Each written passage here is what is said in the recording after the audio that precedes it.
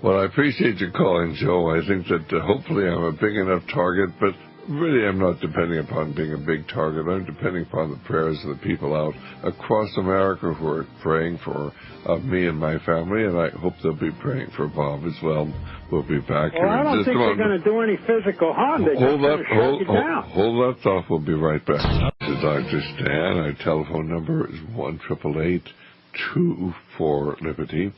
1-888-24-LIBERTY or 464-8295 if you have a question for Bob. Of course, Bob's just saying that Dubai has certainly gone down. Of course, it has all these loans, and as a lot of the banks in Europe, which $100 billion lent to Dubai, they're in real trouble.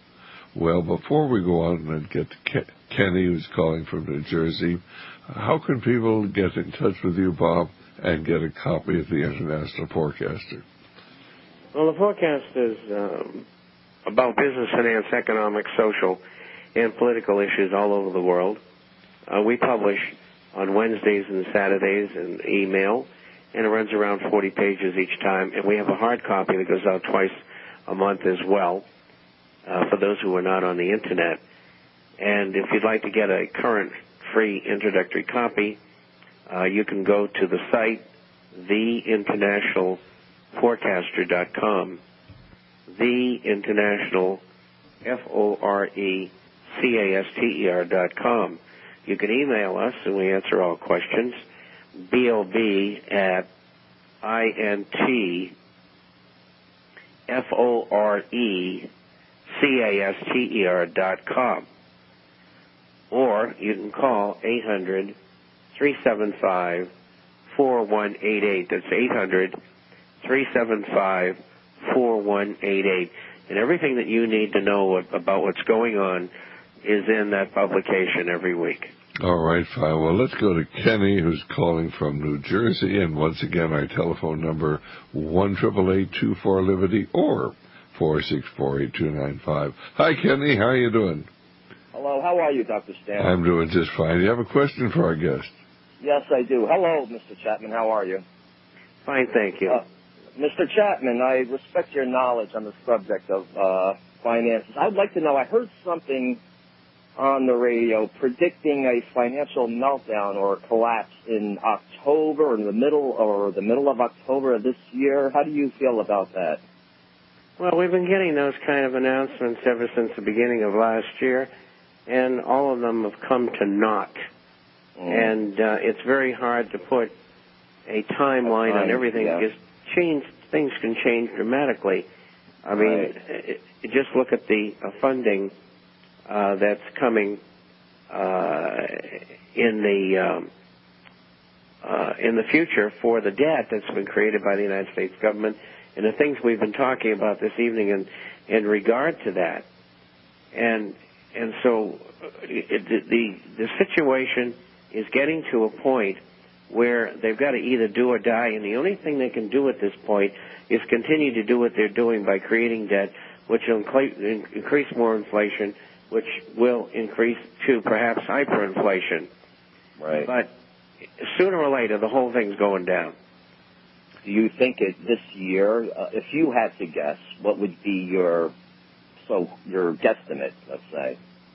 Well, I think if the government cannot continue to fund the debt outside of going to the Fed, and that's what this business of creating annuities for retirement plans is all about. Right. That may prolong things. I thought by the end of the year, perhaps in the first 6 months of next year, there might be an official devaluation. The FDIC might run out of money, even with a $500 billion line of credit, because I think a lot of banks are going under. And but, you know, if they can get away with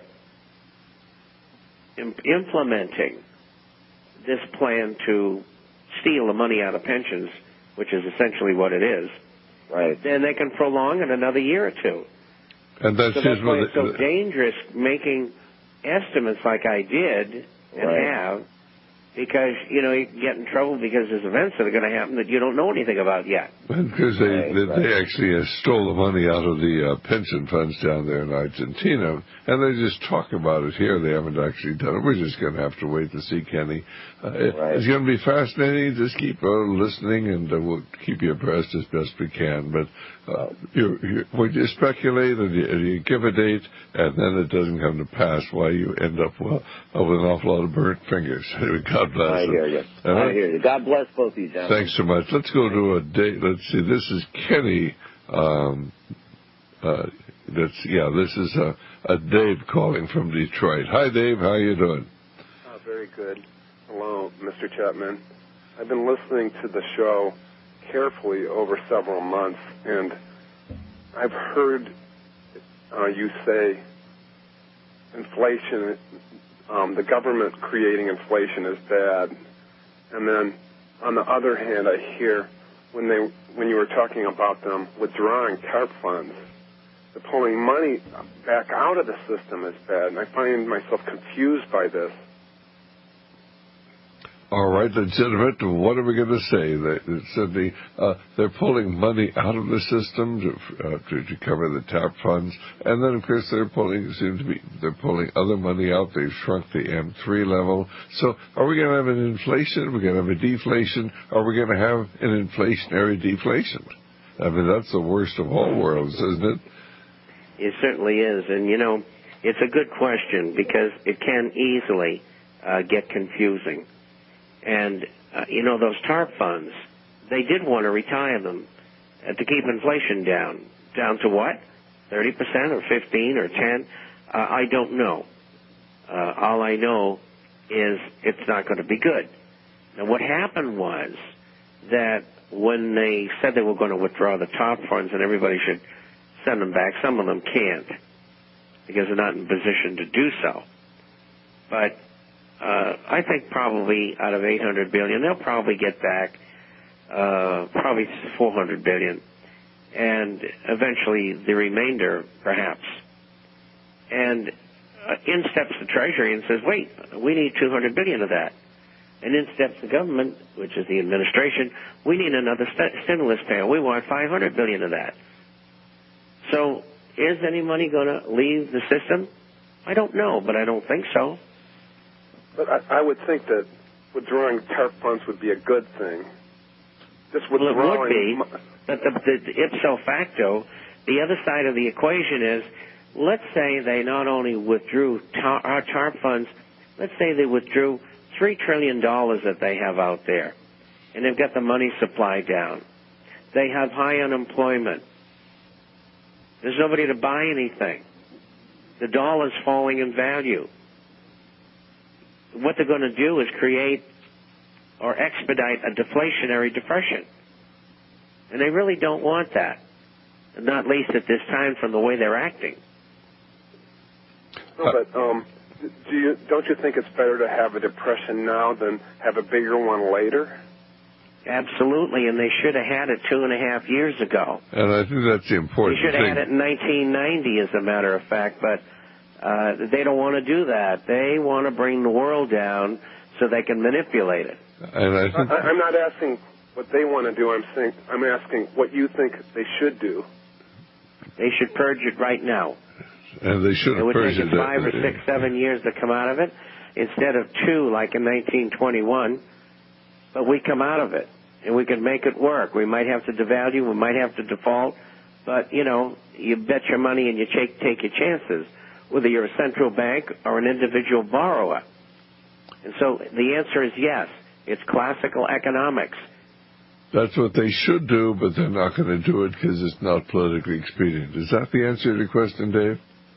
Oh, I have one more question. Okay, go ahead. What do you mean by purge? Purge is to allow all of the mistakes in the economy to sort themselves out on their own, which would entail bankruptcy for all the major banks and brokerage houses and insurance companies in the United States. And withdrawing TARP funds would be consistent with that. It would be a step along the right way, but they're just going to have to, of course, start contracting the money supply and just let this thing work itself out. But they're not going to do it. They're going to continue trying to manipulate the economy. As somebody said at one of the meetings in Washington, D.C., and I thought it was so apropos, this idea that we're not going to let the people fail, we're not going to let anybody go bankrupt. These banks are too big to go down, too big to go down. He said, simply, capitalism without bankruptcy is like Christianity without hell. There's got to be a punishment for what you do when you do wrong. That's why we need a savior, is because, the alternative is going to be going to hell. Well, as far economically, that's just where we're headed, because, of course, they are not allowing the system to adjust itself, and everything they do simply makes it worse. Hey, God bless. Thanks very much for calling, and let's go to Todd calling from Louisiana. Hi, Todd. How you doing?